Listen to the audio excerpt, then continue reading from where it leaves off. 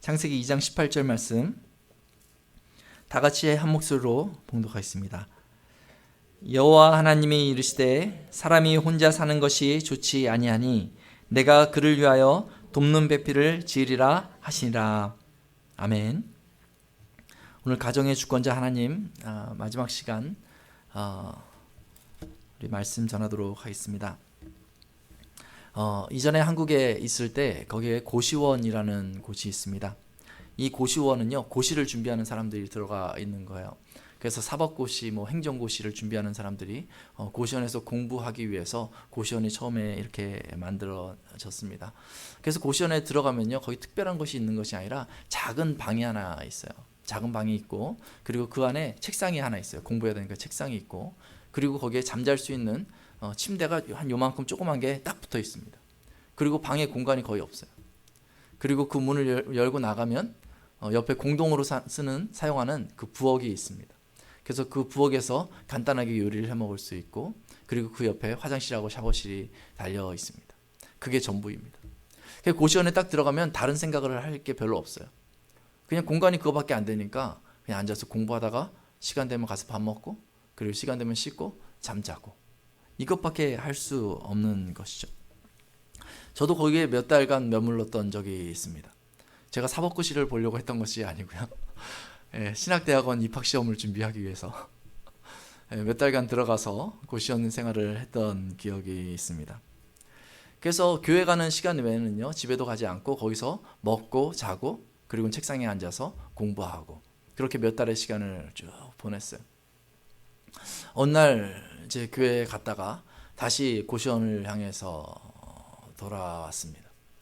그리고 고시원에 와서 이렇게 방문을 탁 열었어요. 그 방문을 탁 열었는데 갑자기 느낌이 참 이상한 거예요. 이상하다. 내가 왜 이러지? 어제까지는 아무렇지도 않게 이 방에 들어갔었는데 오늘은요, 문을 딱 열었는데 그 방이 너무 숨막혀 보이는 거예요. 들어가고 싶지 않은 거예요. 아무도 나를 반겨주는 사람이 없다는 것을 갑자기 막 느꼈어요. 내가 이 외로운 공간에 돌아왔구나. 나는 오늘 밤 어떻게 시간을 보낼까? 이 외로움을 가지고 어떻게 이 저녁에 깜깜한 밤 그 시간을 지낼 것인가? 이 마음이 막 드니까 여기서 막 벗어나고 싶은 거예요. 집에도 가고 싶고, 밖에 누구라도 만나러 가고 싶은 생각이 막 드는 거예요. 근데 그때 공부하던 시기잖아요. 여러분, 공부할 때요, 공부 엉덩이로 한다는 얘기가 있잖아요. 한 번 엉덩이가 떠지면요, 일주일 동안 앉기가 굉장히 힘들어요. 일주일 자리를 비잖아요. 그럼 한 달 동안 공부를 할 수가 없어요. 그게 엉덩이의 법칙이라는 거예요. 그래서 그 밤에 공부를 할 수 없는 그런 외로움이 있기 때문에 그 외로움을 달래야 돼서 제가 만화책을 하나 빌렸어요. 슬럼덩크라는 만화책 빌려가지고 그때 밤새 읽다가 잠이 들었던 기억이 납니다. 그때는 그렇게 공부하려고 고시원이라도 갔는데 요즘에 한국에 고시들이 없어졌잖아요.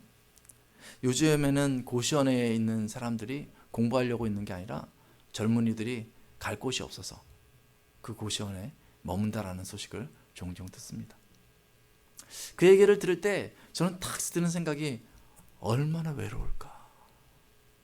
밖에서 막 다니다가 밤마다 아무도 반겨주지 않는 그 문을 열어야 하는 그 젊은이들이 얼마나 외로울까 하는 생각이 막 들어요.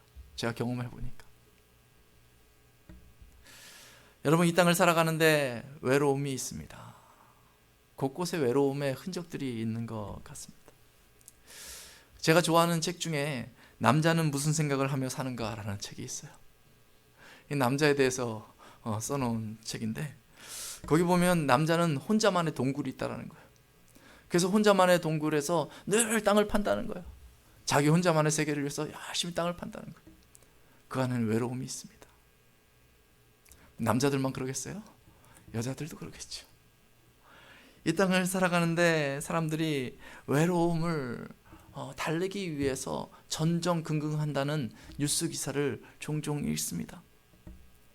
외로움을 달래려고 저희가 동물들을 키웁니다. 강아지를 키우지 않아요? 예전에는 그 강아지를 그저 키우고 좀 같이 놀아줄 그런 대상으로 생각을 했는데 점점 더 그 외로움을 그 강아지한테 옮기고 싶은 마음이 커지는 것 같아요. 그래서 요즘에 신문에서는 그 강아지들을 뭐라고 부르냐면 반려견이다 이렇게 얘기하고 있어요. 그 아내를 향해서 반려자라고 얘기하잖아요. 근데 그게 아니고 반려견이다 이렇게 얘기하는 거예요. 이게 무슨 말입니까? 이 강아지한테 나의 모든 외로움을 다 채우겠다라는 것입니다. 이 강아지를 보면서 네가 사람보다 낫다. 네가 내 마음을 알아주니까, 그래도 네가 내 옆에 있으니까, 그래도 너가 나한테 뭐라고 잔소리하지 않으니까, 그래 네가 나보다 훨씬 낫다.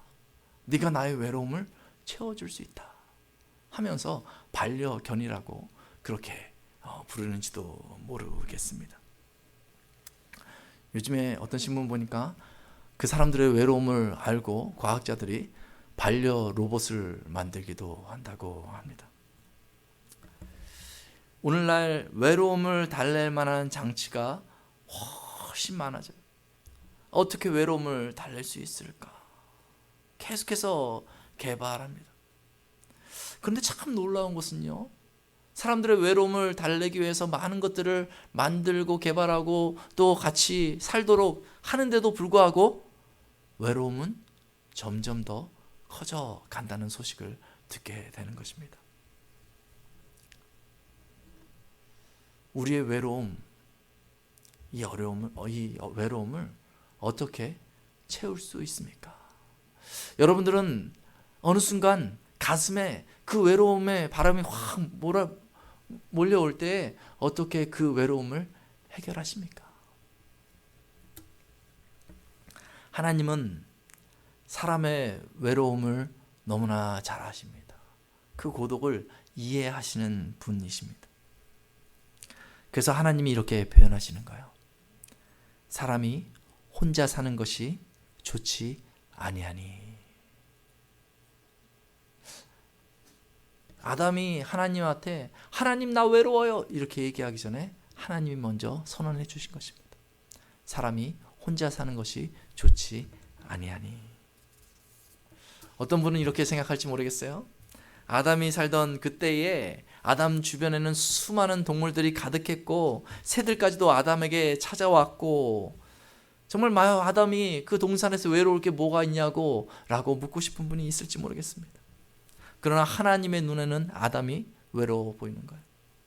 사람이 혼자 사는 것이 좋지 아니하니. 이어서 하나님께서 말씀하십니다. 내가 그를 위하여 배필을 지으리라.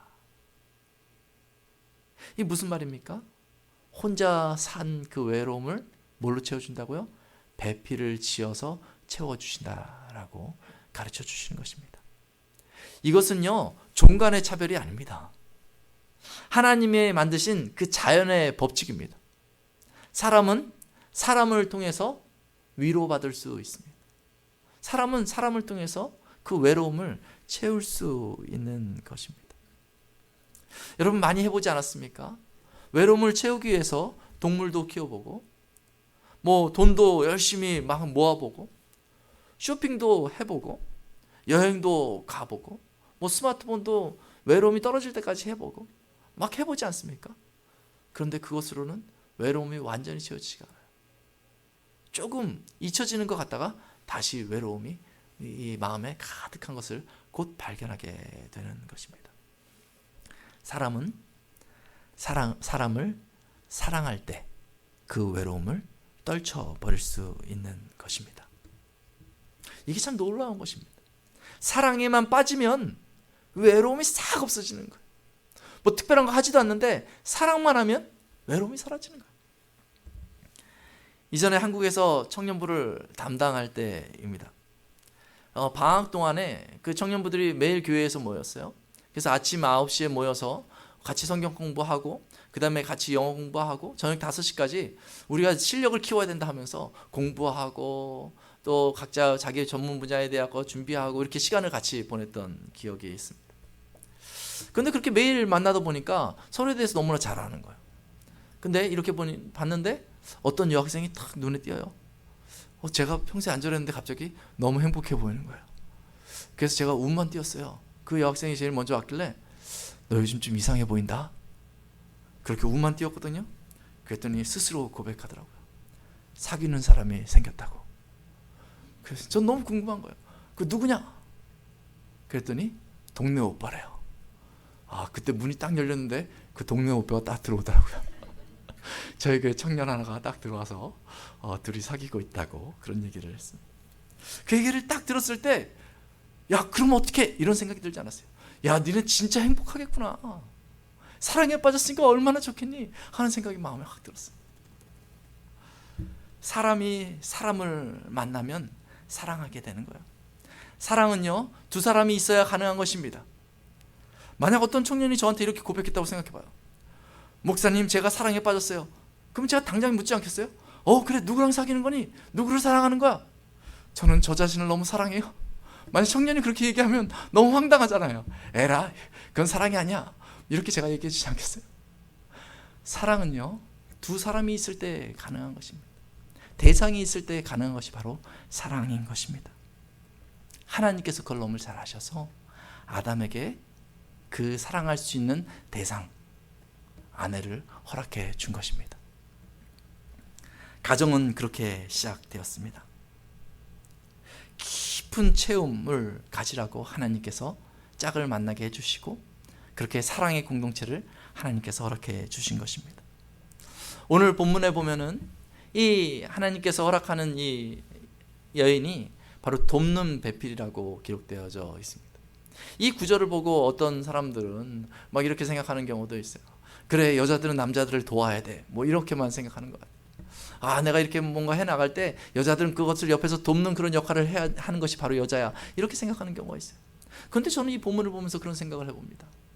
이 아담이 에덴 동산에서 해야 할 일들이 무엇이었는가 이렇게 두루 살펴보거든요. 그랬더니 하나님께서 동물들 이름 짓는 일을 맡기셨어요.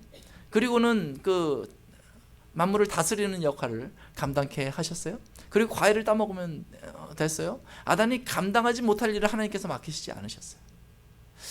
하나님께서 이 여인을 허락하셨을 때 그것을 같이 행해 나가라고 돕는 배필이라는 의미도 썼을 것입니다. 그런데 오늘 본문을 다시 한번 생각해 볼 때에 오늘 돕는 배필이라는 이 이야기를 보면서 이런 생각이 들어요. 여호와 하나님이 이르시되 사람이 혼자 사는 것이 좋지 아니하니 내가 그를 위하여 돕는 배필을 지으리라.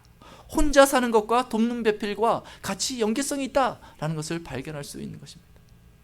혼자 살 때의 그 부족함, 그것을 채우는 것이 이 돕는 배필의 역할이다.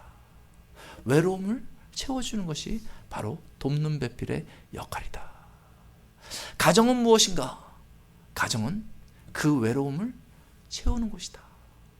우리의 외로움을 사랑으로 바꾸는 곳이다. 이것이 하나님께서 만드신 가정이라고 생각하게 됩니다. 아담은 그 아내를 만났을 때에 사랑 가운데 빠지며 다음과 같이 고백합니다. 이는 내 뼈 중에 뼈요 살 중에 살이라. 무슨 말입니까?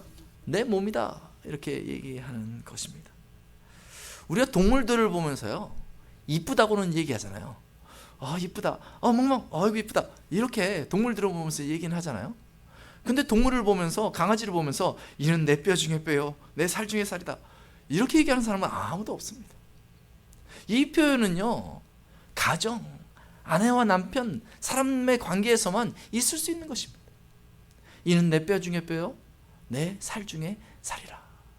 깊은 사랑이 묻어나는 표현 아니겠습니까? 아담은 그 고백을 합니다. 우리가 한 몸이다. 서로의 외로움을 사랑으로 채우는 한 몸이다. 이런 고백을 하는 것입니다. 24절은 이를 보충해서 이야기해 주고 있습니다. 남자가 부모를 떠나 그의 아내와 합하여 둘이 한 몸을 이룰지로다 얘기하고 있습니다. 부부는 한 몸인 것입니다. 가정은 이렇게 시작되었습니다. 혼자 있는 허전함, 부족함, 외로움을 채우는 온전한 몸으로 하나님이 짝을 지어주신 것입니다. 그러니까 혹시나 내 마음에 외로움이 밀려올 때 찾아가야 할 곳은 어디입니까? 가정입니다. 외로움이 밀려올 때 밖으로 돌면 안 되고요. 그렇게는 해결이 나지 않고 가정에 가야 됩니다. 그래서 내 외로움을 채워줄 그 아내를 쳐다보고 그 남편을 채워줘야 됩니다. 우리의 외로움을 채울 수 있는 이 사랑이 작동하고 있는지를 확인하고 만약에 그게 멈춰 있다면 다시 그 사랑을 막 작동해야 됩니다. 그러면서 서로 자꾸 고백해야 돼요. 우리 사랑을 작동하기 위해서 우리 서로 고백하자. 당신은 내 뼈 중에 뼈요, 내 살 중에 살입니다. 이런 고백을 계속해 나가야 돼요. 사랑이 움직이기만 시작하면 우리의 외로움은 사라집니다. 가정이 하나님께서 처음 만드신 그 목적에 합당하게 세워지게 되는 것입니다. 우리 지금 한번 해볼까요? 우리 옆에 있는 분들과 혹시 지금 부부가 앉아 계신 분은 혼자 고백하셔도 되겠지만 또 같이 앉아 계신 분들은 여기서 훈련해야 집에서도 하니까 한번 고백해 봤으면 좋겠습니다. 당신은 내 뼈 중에 뼈요, 살 중에 살입니다. 한번 눈을 마주치면서 한번 해볼까요? 당신은 내 뼈 중에 뼈요, 살 중에 살입니다.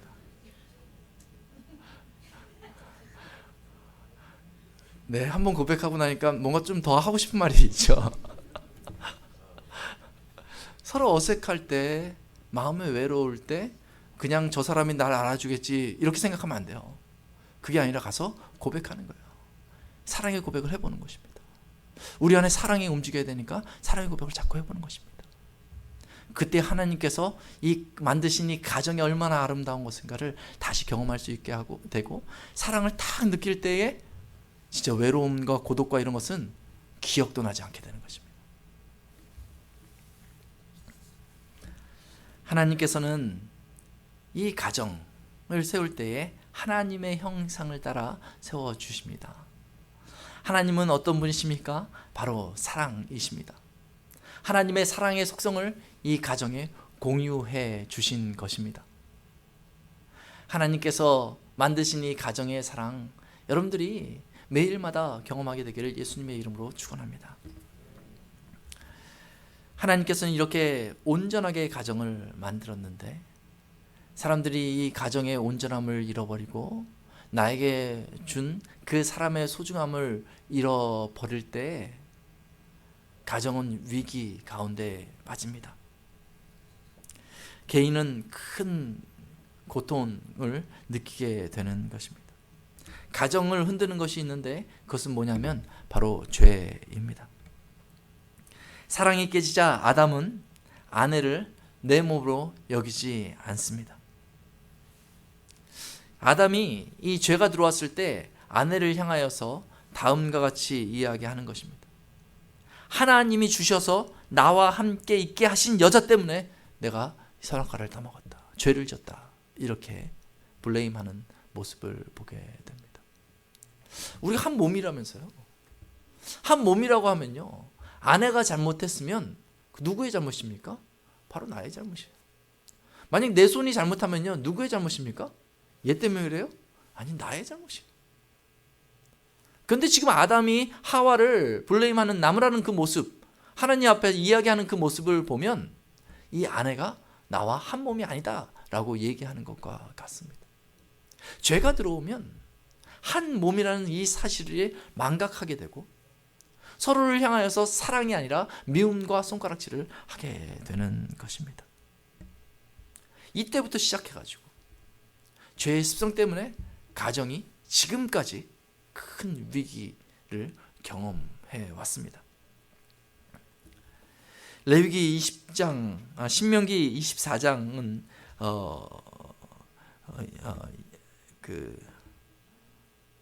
레위기 24장은 이혼에 대해서 이야기하면서 얼마나 가정의 위기가 계속되어져 왔는지를 증명해 주고 있습니다. 이혼이 있었기 때문에, 부부간의 갈등이 있었기 때문에 그런 이야기들을, 이혼에 대해서 이야기를 해주고 있습니다. 레위기 20장에 보면요, 반드시 죽여야 하는 죄를 이야기해 주고 있습니다. 근데 이 내용을 쭉 살펴보면요, 이 가정을 파괴하는 그 모습들에 대해서 결코 용납하지 않으시는 하나님을 볼 수 있는데요. 부모를 저주하는 자, 남의 아내와 간음하는 자, 아버지의 아내와 동침하는 자, 며느리와 동침하는 자, 여인과 동침하던 남자와 동침하는 자, 아내와 자기의 장모를 함께 데리고 사는 자, 그의 형제와 간음하는 자, 짐승과 교합하는 자를 죽이라라고 냉정하게 얘기하고 있습니다. 너무 이게 좀 리얼한 표현이잖아요. 성경이 이런 표현을 쓸 수 있을까? 왜 하나님은 그럴까? 바로 사람들의 죄악을 그대로 드러내 주는 것입니다. 가정의 위기가 왔다는 것입니다. 하나님께서 만드신 그 가정의 울타리 안에서 가정이 있어야 되는데 가정의 관계가 파괴되어져가는 이 모습을 하나님이 용납하지 않겠다라는 표현이기도 하는 것입니다. 하나님이 이에 대해서 강력하게 경고하십니다. 오늘날은 어떻습니까? 오늘날은 가정에 큰 위기 여전히 가지고 있습니다. 이대로 있어도 될까? 사람들이 가정의 개념이 점점 없어지는 것 같습니다. 서로 그저 가정보다 자기가 좋아하는 대로가 더 중요하다고 생각하는 것 같습니다. 이 위기를 어떻게 극복할 수 있을까요? 가정이 깨어지면 외로움이 계속 몰려올 것이고 하나님께서 주신 사랑의 법칙이 제대로 시행되지 않을 텐데 어떻게 이 위기를 극복할 수 있습니까? 가정에 돌아갔는데도 가정에서 그 사랑을 깊이 경험할 수 없고 외로움을 때문에 너무나 힘들어하고 몸부림치는 사람이 있다면 어떻게 그것을 극복할 수 있는 것입니까?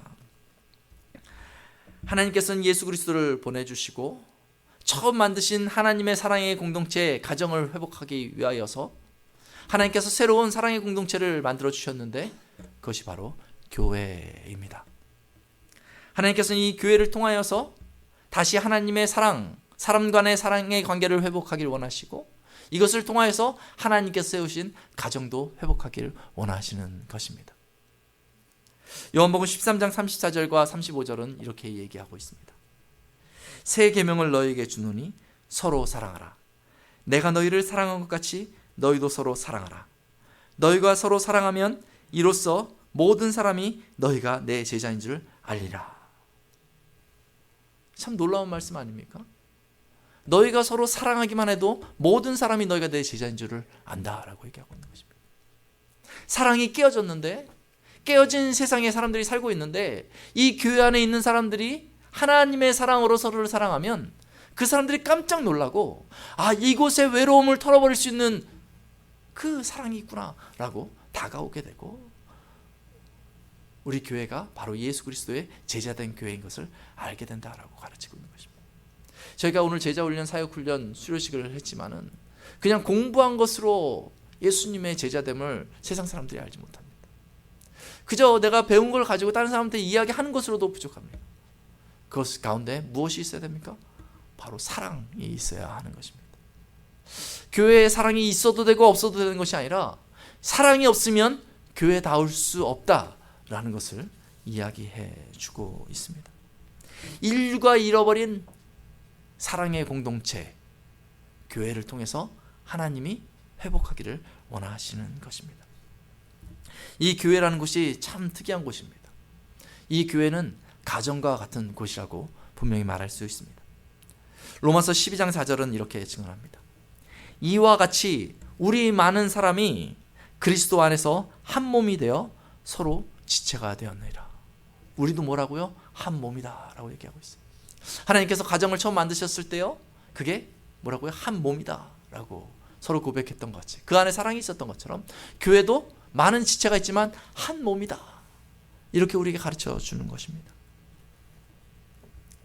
한 몸은 가정 공동체의 특징이었는데, 이 사랑은 가정 공동체의 특징이었는데, 오늘날 이 교회 공동체를 통하여서 하나님께서 이 땅에서 잃어버린 그 한 몸 된 사랑의 공동체를 회복하기 원하시는 것입니다.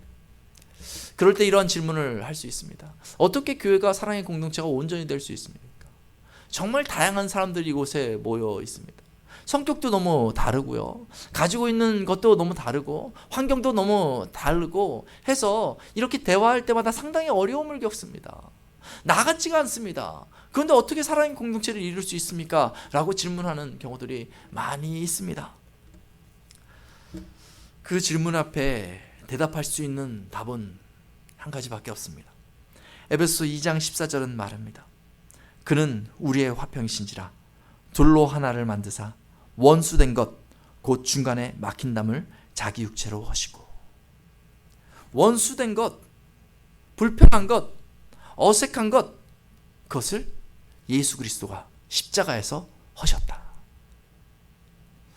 우리가 그냥 만났으면 분쟁하고 다투고 서로 갈등하고 서로 시기하고 욕했을 그런 사람들인데, 예수 그리스도로 말미암아 원수되었던 우리가 화목하게 되었다라고 얘기하고 있는 것입니다. 이 사람 그냥 바라서는 가까이 하기 어렵지만 예수 그리스도를 만나고 하나님의 은혜를 체험하고 보니까 하나님이 사랑하는 이 사람, 하나님께서 나에게 허락하신 이 사람, 내가 소중히 여기고 내가 사랑으로 품어야 되겠다. 교회의 모든 성도가 그런 마음을 품을 때 교회가 교회답게 되는 줄로 믿습니다.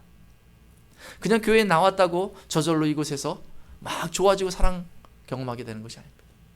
교회에 나올 때마다 하나님 앞에 매달리고 하나님의 은혜에 내가 젖어 있을 때, 하나님의 사랑에 젖어 있을 때 다른 사람을 용납할 수 있는 그 마음이 생겨지는 것입니다. 예수 그리스도로 말미암아 교회가 그 사랑의 공동체의 가치를 회복해야 합니다. 교회에 올 때마다 사람들은 그 사랑을 경험할 수 있어야 합니다. 우리가 온전히 예배를 드렸다면 예배 후에 있는 그런 모임과 만남 가운데서도 예배의 흔적을 분명히 볼 수 있어야 합니다. 그것이 바로 사랑입니다. 요반인다 장로교회가 세워질 때에 서로가 서로를 깊이 용납함이 드러나길 예수님의 이름으로 축원합니다. 이곳이 사랑의 공동체가 될 때 어떤 일이 벌어집니까? 가정이 회복되는 것입니다.